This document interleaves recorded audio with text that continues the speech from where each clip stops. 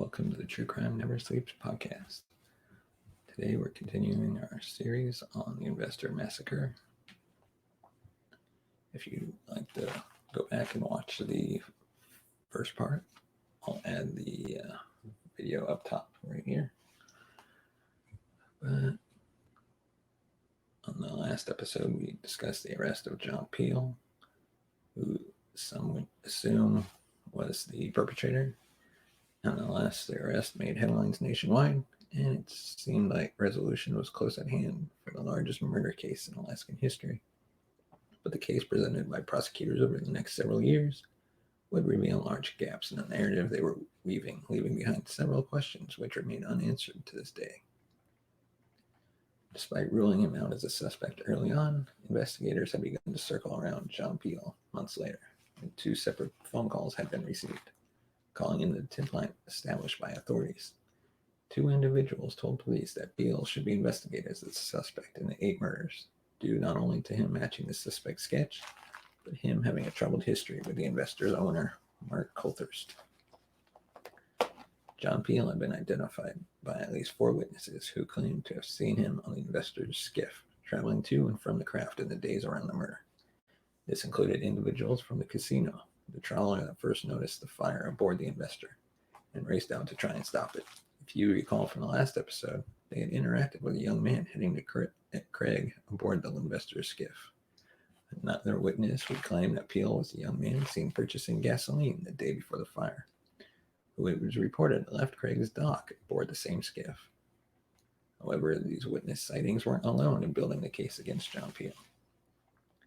His prior relationship with the Coulthurst family in particular, Mark Coulthurst, was reported upon heavily in the weeks after his arrest. In addition to once dating Mark's sister, Peel had been a prior crew member for Mark on another ship that he captained prior to the investor, but had reportedly been fired the years prior for allegedly alcohol and drug abuse, which was said to have permanently soured the relationship between John and Mark.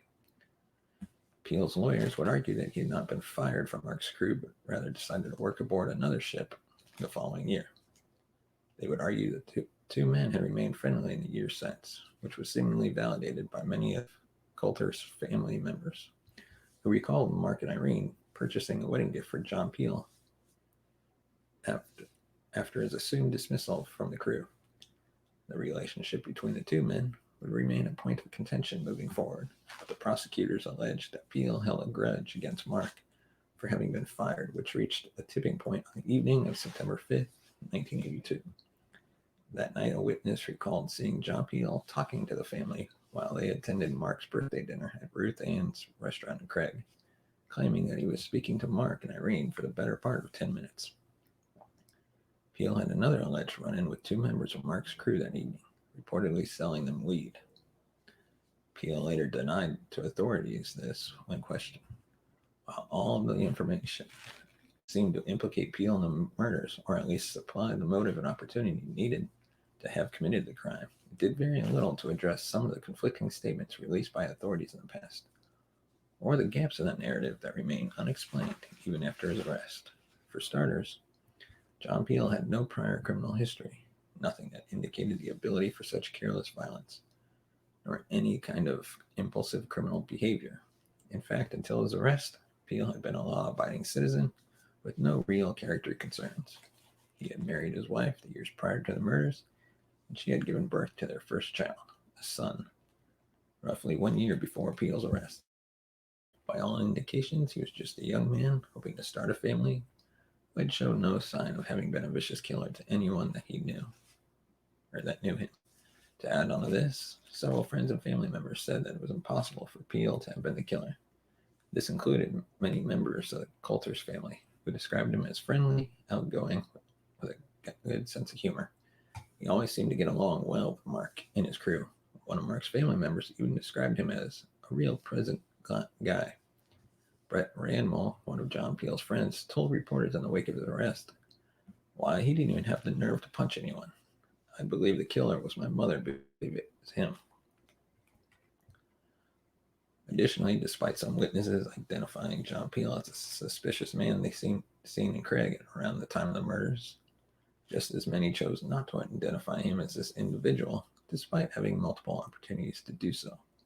One of the men who had seen the young man from the skiff and originally told police about his sighting said they had previously known John Peel, and the man from the skiff was definitely not him. Another man that encountered the man from the skiff was shown John Peel in a photo lineup and responded, "Oh, that's John Peel. No, I know him." Other witnesses were less decisive about their conclusions, stating that while Peel could have been the guy from the skiff, they weren't sure since most of the young men in the area looked pretty similar. A man and a woman who had been among the first responders racing their boat out to the flaming investor had been unable to pick out Peel as a suspect, despite having spoken to the man from the skiff as they raced out to the burning ship. During preliminary hearings following Peel's extradition to Alaska, his lawyer, Philip Widener, would allege that prosecutors had intimidated multiple witnesses into testifying in front of the grand jury. This allegation that authorities were leaning on witnesses, perhaps illegally, would come up again and again during these early hearings, causing at least 2 of the 24 witnesses to plead the fifth, claiming they now had doubts about the testimony they had presented in front of the grand jury. This allowed these witnesses to avoid potential perjury charges should it come to light that they had fabricated any part of their statements, but also began to put doubt in the minds of many that followed along with the story in the media. Peel's lawyer would also bring to light a discrepancy with the transcription of one of Peel's police interviews, which had been incredibly valuable in obtaining the grand jury indictment. The transcription submitted to the grand jury instead of the actual audio stated that Peel told investigators, quote, "I'm scared, man, I'm scared. I can't believe the things I did in there." However, Peel's lawyers alleged that Peel actually stated during the interview, "I'm scared, man, I'm scared. I can't believe you all think I did that." The differences between the two were striking and could have possibly influenced the grand jury into pursuing charges against Peel.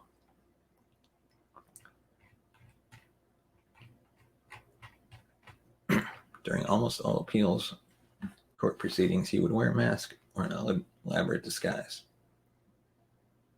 such as a fake mustache, wigs, glasses, in order to mask his appearance.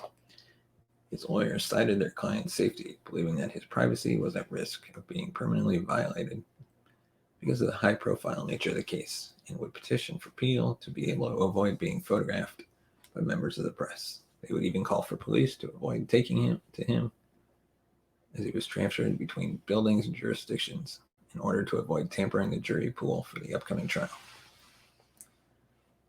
The trial itself was scheduled to begin in January of 1986 and was expected to run for more than 2 months so that the jury could hear all the evidence for and against Peel's guilt in what had become the state's largest mass murder case to date. However, before that could happen, preliminary hearings were held to determine what evidence could be presented in the trial and to establish the limits of Peel's bail. In August of 1985, during these preliminary hearings, it became apparent that the allegations from the defense were finally beginning to lead somewhere when Ketchikan Superior Court Judge Thomas Schultz chastised prosecutors for failing to present potentially absolving evidence to the grand jury. He stated that the grand jury might have carefully weighed this evidence against the incriminating evidence presented by the prosecution, but never had the chance because prosecutors had withheld it from them.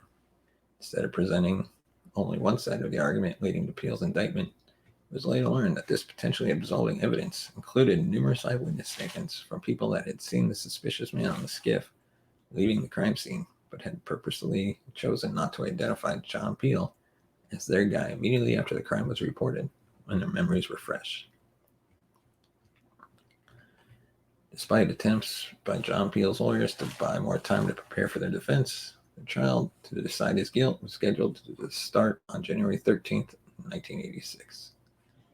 As the trial began, the prosecution began to paint a picture of an employee seeking revenge against the man that had fired him from this lucrative position.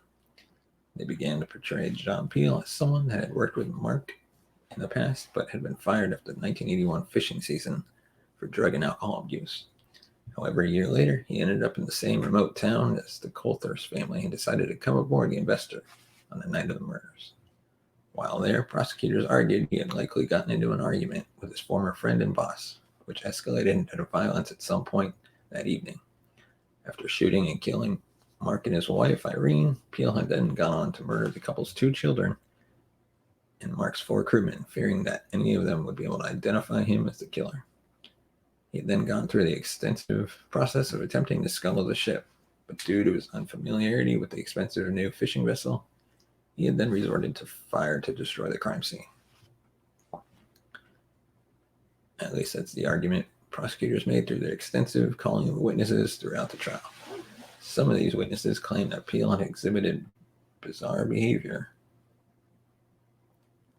both before and after the murders, and seemed to express knowledge about the crime that was not common knowledge. Some of these witnesses claimed that Peel had known about the victims being shot to death before September 9th, 1982, when the information was publicly released by authorities for the first time. The defense of John Peel took on many of the same tactics as the prosecution, calling numerous witnesses that seemed to dispute many of the prosecution's witnesses. These witnesses would cast doubt on John Peel being the man from the skiff, who had been seen by multiple witnesses, not all of whom agreed upon John Peel being the guy.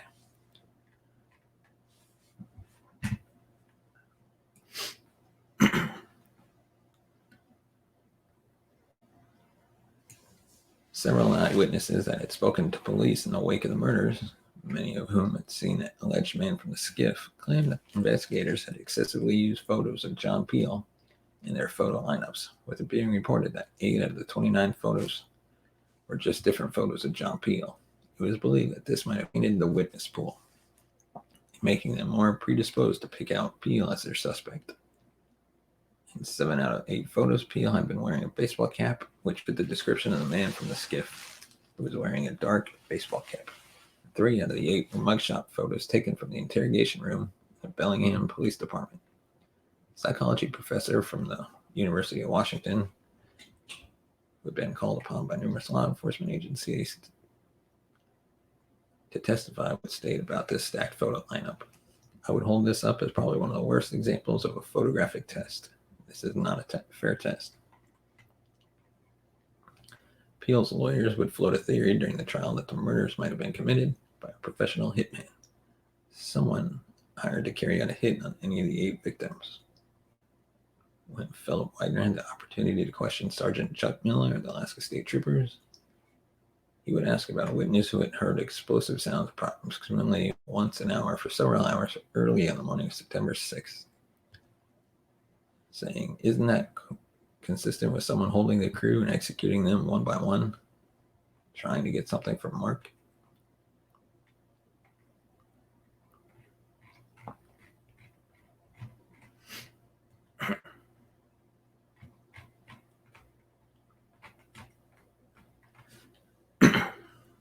"11 women and 5 men had been selected to the jury pool in January of 1986 and were told from the get-go that 4 among them would be eliminated during the trial before reaching the deliberation phase. Eventually, the jury would be comprised of 9 women and 3 men, none of whom were sequestered throughout the trial, but encouraged to refrain from discussing the case with anyone.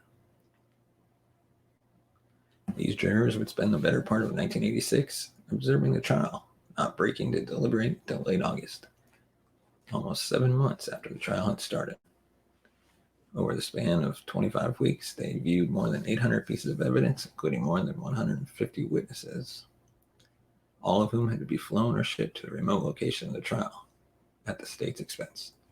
The total cost of the trial was estimated to be nearly $2 million. On Thursday, August 28, 1986, following 6 days of deliberation, the jury informed Judge Thomas Schultz that they had been unable to come to a consensus regarding Peel's fate. The juror would later tell reporters that they had been leaning in favor of acquittal, being split 7-5 in favor of a not guilty verdict, but leaning towards 9-3 on certain counts, but had been unable to come to a consensus after nearly an entire week of deliberating, resulting in hung jury.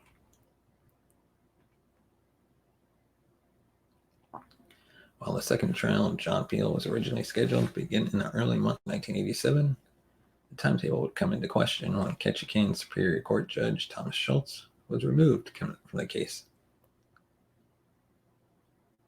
This would ultimately lead to several delays throughout the year, and the trial was not scheduled to make way until mid-November, more than 5 years after the murders themselves, and more than 3 years after John Peel had been originally arrested. In order to help save on the extravagant costs seen in the first trial, the trial was moved from Ketchikan to Alaska's capital, Juneau. There, hearings and jury selection would begin that November. The prosecution wouldn't start presenting the case until January 1988, and what was sure to be another lengthy endeavor due to a brand new jury having to hear the case and all of its witnesses for the first time.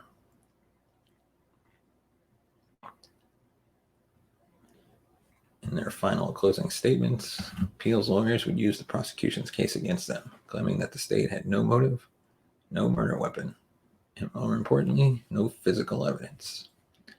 Only speculation and hearsay, which had encouraged Peel's lawyers to make a last-minute play and not present any witnesses for their own side. They would also claim that the state had failed to address how Peel could have overpowered 5 men and killed all 8 of the victims aboard the Investor, a question that has not been adequately explained throughout the trial. It remains unexplained today.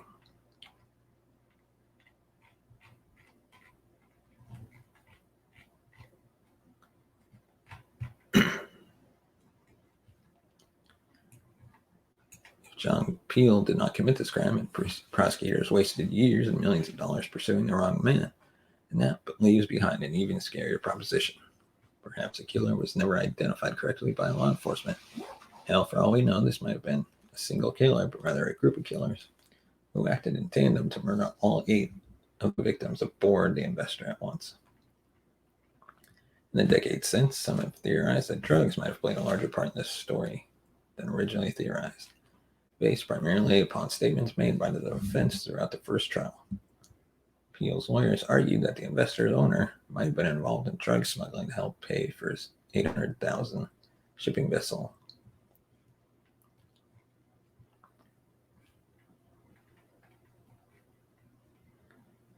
In recent years, it has been theorized that 4-year-old John Coulthers might have survived the fire, perhaps being kidnapped by the person responsible for the murders, but there has been no proof of that in the decades since. A man was seen by multiple witnesses using the Investor's skiff in the days surrounding the murder. This man spoke to several people in Craig during that span, but would disappear into the chaos of the situation, never to be seen again. Despite authorities insisting that this man was John Peel, that has never been proven in a court of law, meaning that legally he is not guilty of this crime, and no evidence released in the years since his acquittal has changed that, especially since authorities have failed to reconsider their options and have not been thoroughly investigating this case since the mid-1980s. Until they do, the stories of Mark, Irene, Kimberly, as well as those of Michael Stewart, Jerome Kiwan, Dean Moore, and Chris Heyman, will remain unsolved. Thank you for listening to this episode of the True Crime Never Sleeps podcast, Cold Case Files. If you have a theory on this case, send us a voice message at 682-305-0483. And we'd like to thank our sponsor, Poddex. Visit poddex.com and use promo code TCNS for 10% off your order.